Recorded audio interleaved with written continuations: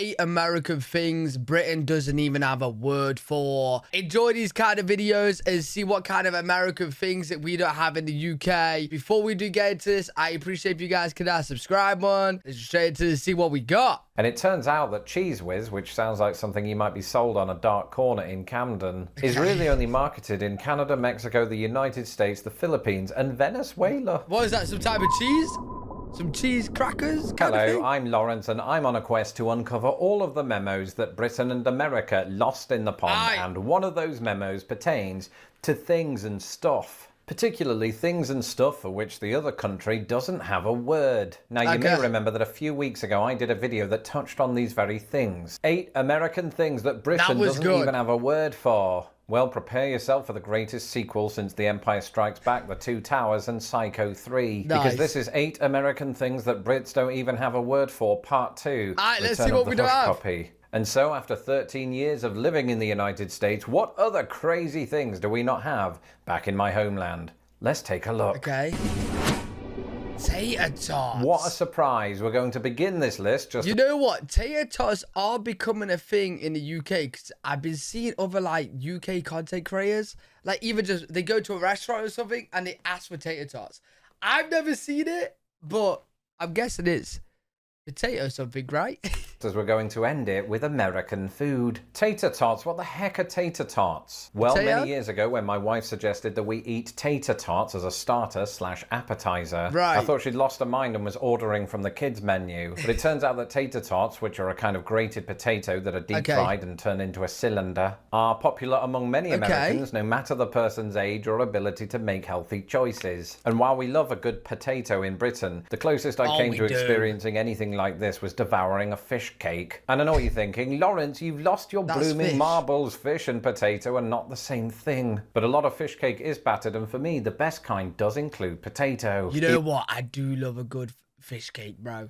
So if he's somehow in some way referring it to fish cake, I'll probably like it. You know what I'm saying? But I don't know how potato and fish are the same. Either way, tater tots, they're best with ketchup, unlike these. Okay. Low riders. And while that was a terrible like a low car? Can you remember a few weeks ago when I said this? The word car hop has nothing to do with dogs because that would be mental. Furthermore, a car hop is not a type of car that hops because see previous comment. Well, I was reminded by Jeff, one of my longtime patrons. Wait, I know what low rider is. Low rider's like one of those gangster cars where like is very low down. I swear that's what a lowrider is, right? America does have cars that hop, and not just Herbie. Lowrider cars are exactly as they sound. They're specifically customized to have a lower body, right? A bit like a wrestler after multiple back surgeries. And, you know, I'm not a mechanic. I don't understand how it all works. But basically, these cars have a height-adjustable suspension that allows them to do things that would make the Transformers themselves. And while... Wait, I thought this was called hydraulics, bro. Like the car bounces, yeah? themselves. And while lowriders were popular in West Coast hip-hop and featured in the music videos of Dr. Dre and Snoop Dogg, us Brits aren't cool enough to drive anything like this. But then again, we did give the world... You know what? There is a few cars in the UK that do have hydraulics, but it's very rare, bro. It is very, very rare. Mini. Meanwhile, Jeff on Patreon is on a roll because he also brought to my attention this. What is that? Arroyo?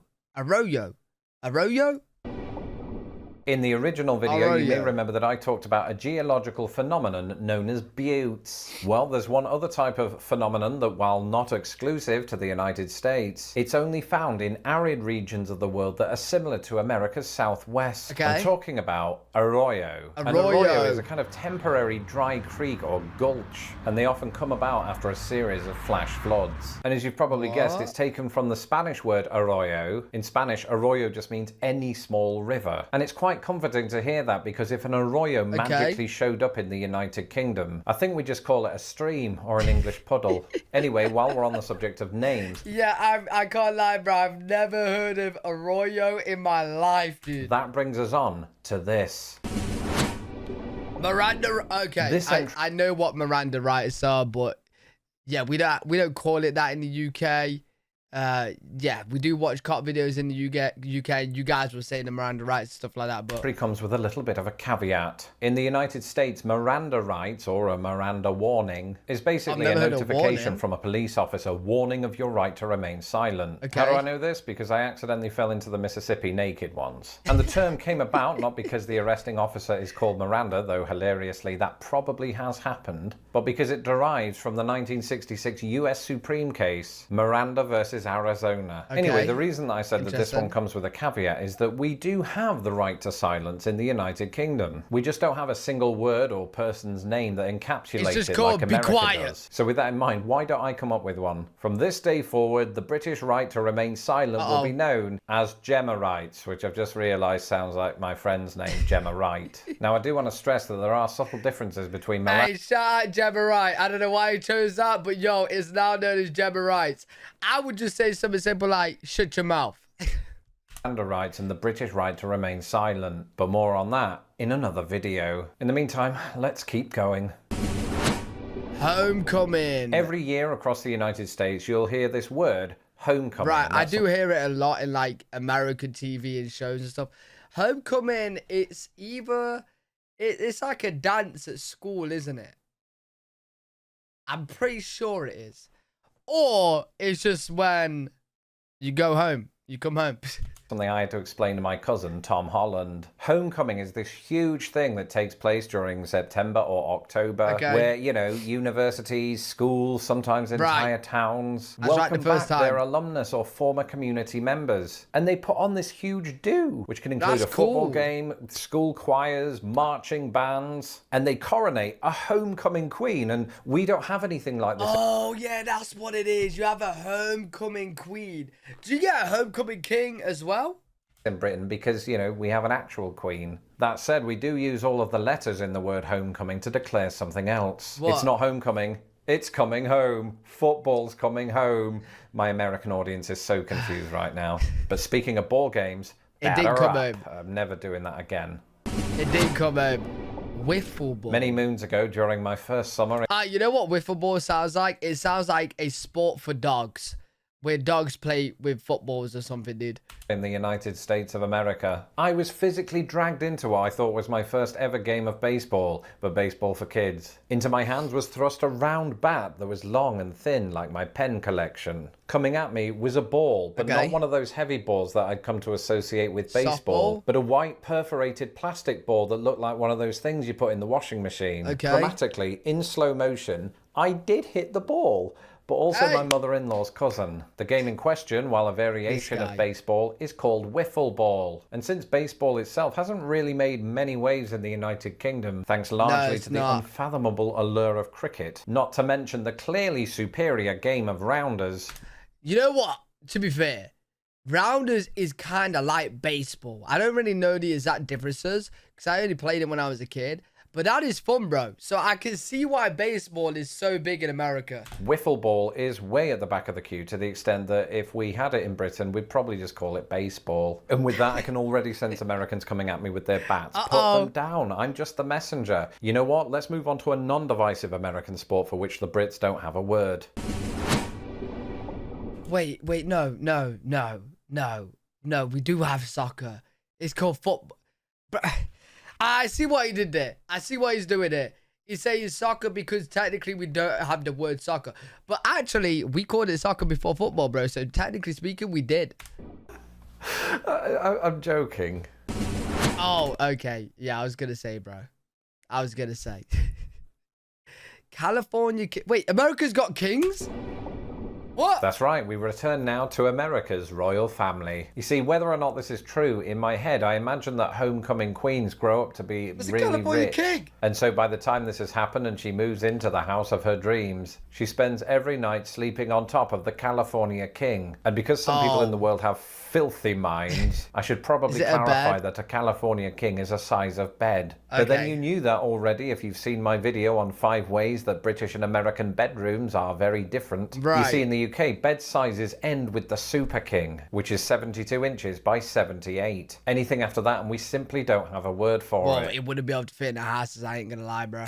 California King is almost 6 inches longer, and I hope that my Aunt Ethel didn't turn on the video at that sentence. But even though I discussed this in a previous video, I really wanted to include it in Yo, I swear, this guy, bro. this one, because it turns out the California King isn't America's biggest ever mattress size. In fact, it's been beaten to that title by some of America's other all-conquering monarchs. The Wyoming King, a perfect square, measures in at 84 by 84 Yo, our states inches. just comparing, competing with each other for bigger sizes.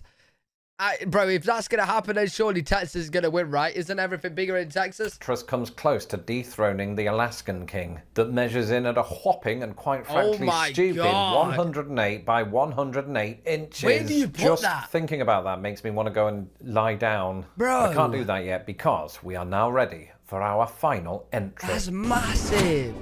Cheese whiz. As has been a theme during this video, today's final entry comes at the suggestion of one of my patrons, Deborah, who asks, is Cheese Whiz a thing in the UK? Nope. And the answer is no. But what is Cheese Whiz? Well, Cheese Whiz is basically a processed cheese sauce. And you can put it on many things, but it's arguably most synonymous with Philly cheesesteak. And it turns out that Cheese Whiz, which sounds like something you might be sold on a dark corner in Camden, is really only marketed in Canada, Mexico, the United States, the Philippines, and Venezuela. Basically, if none of you guys got that, Camden in the UK is a very rough area, like where a lot of drugs is sold and stuff like that. So he's basically saying that Cheese Whiz is a sign of like a drug dude. It's really only marketed in Canada, Mexico, the United States, the Philippines, and Venezuela, making it a memo that most certainly got lost in the pond. And there's probably a good many reasons for this, but one of them is that we in Britain are quite proud of our cheeses. Then again, we do America like cheese. itself has a host of better cheese offerings than this. And Britain should probably be thankful that Cheese Whiz hasn't made its way into the shopping aisle. Why is it not good? Or the dictionary.